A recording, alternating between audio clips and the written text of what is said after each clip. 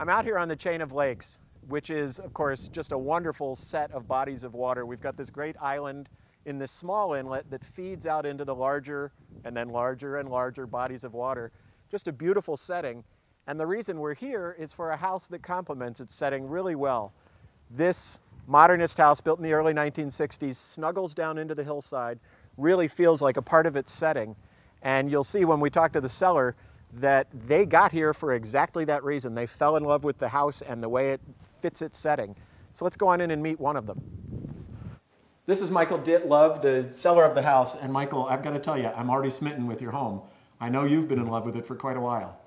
From the moment we saw it, the spaciousness, the openness of the house, and of course the design, which we assume from having studied architecture, that is a combination of Frank Lloyd Wright, Paris style, if you look at the central core with the brick and the fireplace. Then you've got what we think would be the Mies van der Rohe influence, which is all glass.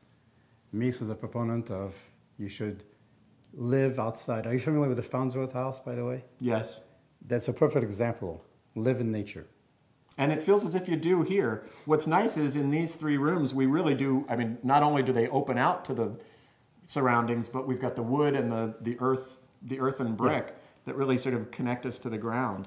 We've got a living space here that's wide open. It's an L shape that combines living, dining, and the kitchen. Mm-hmm. And that's nice because I mean, at the time, that would have been sort of a new idea. But you also had something you wanted to point out about the kitchen. Well, the thing about the kitchen is that, once again, the thing we studied, which is based on the Bauhaus thinking and architecture, is that if you've got a plot of land with a view, you should keep the street side private. Have only enough openings for light to come in. And then have all the glass on the view side. So you've got the service areas like the kitchen, bathrooms, things like that would be pointed toward the street.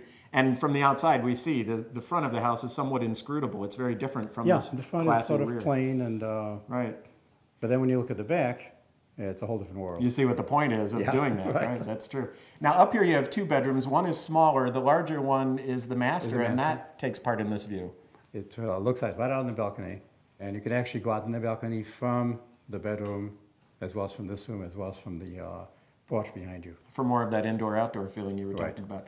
Before we go outdoors, let's talk about the lower level where you've got two very large rooms. One is sort of a family room, and that opens out to a terrace. And then the other one now is a big bedroom or studio, but it started out as something else. That originally, when we bought the house, was the boat garage.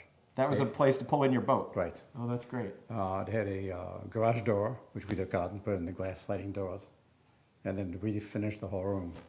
But if you notice when we were downstairs, we kept the ceiling open because I like and I miss the loft look that I had downtown in my studio. That reminds me of it. Well, it's funny for you even to mention downtown because we're in such a wonderful natural suburban setting. Let's go out on this balcony because I can't stay away from this lake and this view. You mentioned that it runs the whole length and we've got the sort of outdoor breakfast room outside, but you have another reason you like to be out here. Well, aside from the animals and all the nature, this faces west. So the weather always comes in from there. So when a storm comes in, particularly a rain squall, you literally see a sheet of water flatten the lake. Oh, wow. And then come at you, and we can sit here with a drink or coffee, whatever, and all of a sudden the water hits and you stay dry. Because you're under these nice big sheltering eaves. Right. Boy, it really was very well thought out, wasn't it? The whole concept basically is to live in nature, to be in nature. And you're with nature too. You were talking to me about there are an enormous number of creatures you see. Oh, we get foxes. We see them mostly in the winter. We see them in the snow out there. Sandhill cranes, of course the squirrels, as you can see. Right. Chipmunks. A lot of hawks, a lot of turkey buzzards, I think they're called. Really? We had an eagle visit once. We had pelicans visit. They migrate on this path, spring and fall. And they'll spend about a week to 2 weeks here and in one of the state parks.